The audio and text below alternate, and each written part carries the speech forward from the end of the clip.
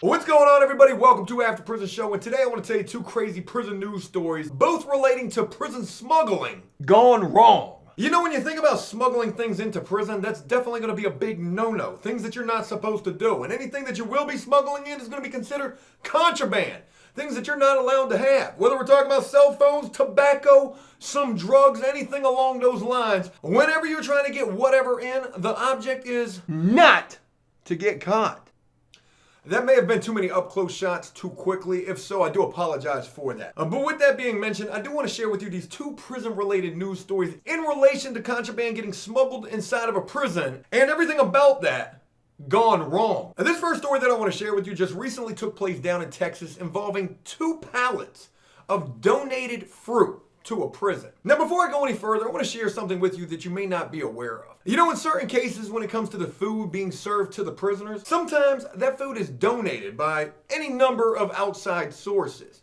And down here in Texas, again, just recently, there were these 2 pallets of donated bananas that arrived at the prison. You know, anytime you're going to get your tray and you got a banana on your tray or you got some watermelon, that's some good fruit to be getting on your tray. Something that you might not get all of the time and might only get it when that type of stuff is donated to the prison. But when the prison guards went to bring in these 2 pallets of bananas, they noticed that something wasn't right about the weight of them. I don't know if they've got like a little chart right there inside of the prison gates that tells them how much a pallet of bananas is supposed to weigh, but it had something to do with the weight of these pallets. And that first sparked the interest of these officers to look into these pallets a little bit further. And when the officers went digging in these boxes of bananas, it wasn't just bananas that they found in there. Officers discovered 540 boxes of some serious contraband up inside them 2 pallets of supposed bananas, alleged bananas. Allegedly, it was supposed to be bananas. Now, I want you to think about this because there's a lot to mention with this. First of all, the 2 pallets of these alleged bananas had a street value of over $18 million. Yeah, that's right. Million? $18 million. You know, I just gotta throw this out here, and I know this is gonna sound horrible when I say this, but just think about that. What would you do if you ran across 2 pallets of alleged bananas and inside of there you found 540 boxes of the other stuff? And I ain't talking about no bananas, with a street value of over $18 million. I really want to know what you would do. Please comment down below and let me know exactly what you're thinking about this whole situation thus far. Because I just got to tell you, that is a lot of money we're talking about right here. That is a lot of money. $18 million will change your life forever, or it'll send you away for the rest of your life, one or the other. You better do the right thing. I hope down in the comment section while you're on the keyboards right now, I hope y'all talking about the right thing. I really do. Now let's also throw this into the mix. At the beginning of this story, I said that this fruit was donated. It was just given to the prison. Who donated this fruit? Who was it? Who left these 2 pallets of bananas right here? Anybody got any? Pablo Escobar. Makes a lot of sense now. El Chapo. Okay, I get it now. Did whoever donated this fruit know what was inside of those boxes? There's no way that they could have. There's absolutely no way. You cannot convince me that whoever donated these boxes to this prison knew what they were donating. They had to be none the wiser. And that's just my own personal opinion. So if whoever it was who donated this fruit had no idea, I can guarantee you right now they're talking to the FBI. They're talking to the federales. Somebody is at their door right now talking about, excuse me, are you the one that just donated those 2 pallets of bananas? Go ahead, put your hands behind your back, put your hands behind your back, you're going up underneath the prison. So if they were none the wiser, whoever it was that donated these fruits. Well, let's backtrack a little bit further to when this fruit was coming into the country, off of whatever boat from whatever country. Border Patrol, Customs, whoever works at the dock, who's ever in charge of checking these boxes, they obviously missed a major shipment right there. And you know, also, I just want to throw this out there. I'm pretty sure they're feeling pretty dumb right now. I'm pretty sure they're feeling like, damn, we missed this. But some prison guards, some pesky old rascal prison guards found this. And them dock working, custom, border patrol, they got to be feeling a certain type of way about this situation right now. Whereas these guards who found this, they got to be feeling like Superman heroes. They got to be feeling like Superman standing next to Spider-Man or Batman or they got to be feeling pretty proud of themselves. Major accomplishment. Woo! I ain't never seen nothing like this, Bobby. I ain't never seen nothing like this, Bobby, in the 13 years that I've been working in the Department of Correction. Bobby, we done got us one today. You better put some stripes on them officers' arms. I'm talking about raise them beyond lieutenant, captain. Just go ahead and make them the warden, because they did a major thing. And you know, also, I wonder if at all it was difficult for them to do the right thing. Ricky Bobby, do you know what we just discovered right here? Ricky Bobby, we could change our entire lives right now. Ricky Bobby, we could be gone. We could be down there in Mexico with these bananas that just came in from down there. Living comfortably for the rest of our lives, Ricky Bobby. Living comfortably, drinking pina coladas on the beach somewhere. Ricky Bobby, we never got to step foot in this prison again. I wonder if it was difficult for them to do the right thing. But to be honest with you, it probably wasn't. I want to just go ahead and say that these were stand-up officers, and they absolutely did the right thing, no questions asked. So again, kudos to them. People out there, and I really want you guys to hear me out on this one. What if Ricky Bobby and his sidekick weren't working that day? And what if it was somebody else? Somebody else who saw those 2 pallets of generously donated bananas being delivered and dropped off right there at the prison, and they just pushed those bananas through? None the wiser, without a care in the world. Thinking only to themselves, man, I can't wait to get these bananas in so I can go back to that chair and go back to sleep, because that's all I'll be doing when I'm on shift. What if those 540 boxes got through? Just think about that. And I want to throw myself into this little pretend situation for a moment as well. When I was in prison, one of my prison jobs was I used to work in the produce cooler. I was the produce guy. I had my own cooler. Inside of the kitchen, you've got tiers. You've got levels to this type of stuff. Start in the tray room, that's the worst job. You might get up to working on the line, preparing the meals as the prisoners are coming through. That's the second worst job. But then you can get up to like a cook, prep cook. You could get up to the frozen cooler, which is one of the best coolers. And then the slightly lesser cooler was the cooler that I worked, the produce cooler. Or you might get the milk cooler. There's all sorts of different jobs that you can have in the kitchen. And I had the produce cooler, which is ironic because had it been me down in Texas and these bananas got through and I was the produce prisoner and those bananas came in, I'd be wheeling those bananas into my little produce cooler. And of course, what any prisoner who works in the coolers is gonna do, you're gonna open up them boxes and you're gonna get you a banana or a piece of watermelon or a nice ripe apple, whatever type of fruit's coming through. You're gonna get first dibs. That's going in your cooler. Could you imagine being that prisoner responsible for pushing those pallets of bananas into that cooler, opening up them bananas and seeing 540 boxes of the really, really super bad illegal contraband? You open up one of them little boxes and you like, oh my God. The first thing I'm gonna think is this is an absolute setup. Who are the federales in here right now? Like what? This has got to be a setup. That's the first thought that's going to be going through my mind. But, after I convince myself that the coast is clear, potentially, and I'm not just saying me, this could be anybody. You're going to see that. And that might automatically trigger a relapse or automatically get you to thinking, oh my God, I never got to do another prison tattoo again. I'm going to be rich in here. I got a street value of $18 million sitting in my cooler right now. The crazy thing is, maybe a prisoner would try to dabble in it. Maybe they would go into the bathroom, come out butt naked, looking like some cake batter done exploded on their face. I don't know. The scenarios of where this could go are virtually limitless. But let me tell you like this. There is nothing good that's going to come of it at all. Because you might try to take some for yourself. You might even try to be selling it inside of the prison. You're never going to be able to get rid of all of it. The guards are eventually going to find it one way or another. And then when I tell you they're going to shake down, they gonna drop down, get their eagle on, they gonna stinky leg, they gonna, what's the other dance move? They gonna kiki, do you like, they gonna shake down. Like they ain't never shook down before in their life. And they're gonna find every bit, or at least they're gonna attempt to. They're gonna be going all up in your rectal cavity because they're gonna be knowing that's gonna be the only place where you even stand a chance of getting away with it. And then here's the other thing to think about this as well. You're probably thinking to yourself, Joe, if you find this, why wouldn't you just tell the guards? They would probably release you. You would probably not have to serve any more time at all. That's like finding a gun in prison. Well, let me tell you this. Let's just say hypothetically you did that. Let's just say, you know what? Wow, $18 million, a street value of $18 million. I got to do the right thing. Excuse me, guard.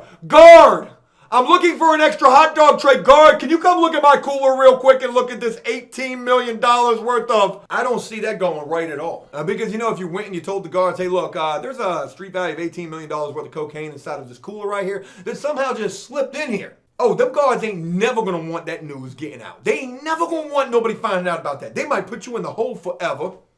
You might disappear in the system for real. Because you know how bad that would make them look had that made it past that front gate in that scale where I guess allegedly they weigh those pallets at? I can legitimately see this situation as like an absolute lose-lose. This would absolutely be prison smuggling gone wrong, and the crazy damn thing about it is you ain't even do nothing. You ain't have no parts of these donated bananas that made it past customs getting off of the boat, that made it past the guard who was just trying to take a nap at the front gate. You ain't have no parts of this. You just thought you was getting some bananas. But instead, you got you a whole lot more.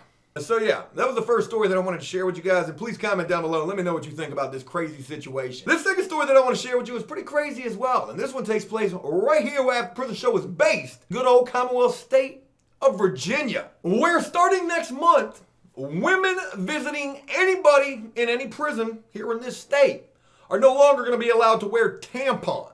And the reason for this is because they don't want anybody coming into the prison to visit with anything stuffed up inside of a body cavity, I think is the right word. Women visiting friends, family, and loved ones incarcerated in Virginia prisons will no longer be allowed to wear a tampon during that visit once the new Department of Corrections policy goes into effect next month. Wow, it's 2018. Virginia DOC, you sounding kind of like a feminist right now. I mean, this is borderline not okay. How you gonna be telling people in 2018 what they can and cannot be wearing? Well, I guess you can if you're the prisons. I mean, you just be doing what you want to do. If someone chooses to visit a Virginia Department of Corrections inmate, he or she cannot have anything hidden inside of a body cavity. You know, they're pretty vague with that right there. They're just saying inside a body cavity. So, you know, that could be door number 1 or poop chute number 2. You get where I'm going? You're able to... I'm pretty sure I just explained that exactly. There have been many instances in which visitors have attempted to smuggle things into our prisons by concealing those things up inside of a body cavity, including door number 1. You know, that's interesting that they mention that. They say including door number 1 because I'm quite sure quite a bit of it comes up door number 2. Wow, why does that smell like the dew? And I ain't talking about the mountain kind neither. My God. Why does visitor room smell like I just walked into a porta-john that ain't been cleaned in 3 months sitting on a construction site with all these words and crazy things written on the door? So what's going to end up happening is when women go to visit, if they do have a tampon in them or wearing one or whatever the politically correct way to say that is, you know, they're going to be offered a choice right there. They're going to be like, hey, you can take a prison-issued pad. And if you've never seen what a prison-issued maxi pad looks like, I'm actually thinking about doing a video how to make a prison-issued maxi pad. Why would I ever? If you've never seen what those look like, I haven't neither. However, I'm going to give you the best representation of what I feel that would look like. Now, what you're looking at is some 80-weight drawing paper type of a sketch pad right here. We got a real gritty surface right here. We got some barbed wire metal rings here, and we've got some cardboard that if this was to ever... What I'm trying to tell y'all is this is a pretty sturdy and just very uncomfortable type of a thing here. This is what I imagine a prison-issued pad would be like. But again, I'm not 100% sure on that. Don't quote me on that. I honestly don't know. So they're going to give women the option. Hey, you could choose option A, or you could choose option B and see yourself out the front gate because you ain't coming up in here. Not with anything concealed up in that body cavity, you ain't. Now, this brings quite a few things to mind. First, you know, when you think about trying to smuggle things into the prison, that's potentially a very good way that it has happened in the past. But don't think that that's the only way. In fact, if you want to know the best way to smuggle something into the prison, all you got to do is... You thought I was going to tell you, didn't you? I ain't no snitch. I'm not telling. Just like what I told to them cops who arrested me almost 10 years ago. I ain't telling. But trust and believe, you know, though that is a very good way to get things in, there's other ways as well. And believe me, I've seen some of the craziest ways things have gotten in. You know, I might actually do a video on that. Some of the craziest ways. Something else to throw into the mix. Though this is a very delicate story and situation and policy that they're getting ready to put into effect, you know, that could potentially have a lot of women mad about this. This could also, and this is probably going to be really horrible of me to even mention, but this could also be used as kind of a good thing as well. Let's just say, for example, a guy calls home. Hey, baby, thank God you picked up. You know, I've been calling you for 2 years now, and thank you for picking up. It's just so good to finally hear your voice. You know, I was just wondering, Are you gonna come and see me? Jody, Jimbo's on the phone. Shh, Jody, shh. Jimbo's on the phone. He wants me to come see him. What should I tell him? What should I tell? I can't go see him. Yeah, you know, baby. All you gotta do is tell him you want. All you gotta do is just tell him you can't come see. You can't come see him. Just tell him it's that time. You can't come see him. Oh, Jody, you got all the sense, Jody. You so smart, Jody. I love you. I don't love Jimbo. I don't even know why I picked up the phone. Baby, baby, did you hear me? Who are you talking to right there? Is somebody there with you? No, Jimbo, I'm sorry. I'm sorry, Jimbo. I can't come this weekend. I can't come. The Red River has visited me this weekend, Jimbo. I just can't make it. I can't. You know the new policy they just put in. I would come. Shh, Jody. Shh. That right there, I hope, was amazing. I hope that really came out the way that I was trying to depict it. But yeah, it could actually be used as some kind of a justification, some kind of a, I don't know, an excuse to not go visit guys, which really sucks, to be honest with you. I mean, that's not a good thing at all. Now, two other things to throw into this story. The first being, you know, if prisons are starting to put this into effect, and it's starting here in Virginia, this will probably start trickling down to other states as well. Virginia, wow, you really came up with a good idea. You know what? Every state in the rest of the country, we're going to start doing the exact same thing. But also, could you imagine this? You know, when you think about going to an airport and how tight security is there, what if this starts taking place there? Excuse me, ma'am, TSA agent Roscoe speaking with you. You're not going to be able to come through. We are getting an extreme amount of heat coming from your nether regions, and also, you know, you've got one of those cotton balls with the string. You're not going to be able to come through. So you got two options right now, ma'am. Again, TSA agent Roscoe, you've got two options. One, you can turn your happy ass around and get out of the airport. Or two, you can take one of these TSA special pads. Is it going to be option one or is it going to be option two, ma'am? Don't have all day. There's a line behind you. Wow, Joe, it's 2018 with those type of jokes there. I'm only trying to play the devil's advocate, spark a little bit of conversation. Call me a conversation star. Hell, I don't know. But it's crazy. It's crazy to think about this. It's crazy that they telling women that, you know, what they're telling them. And they already got, like, you know, a lot of things, a lot of policies in place when it comes to visitation.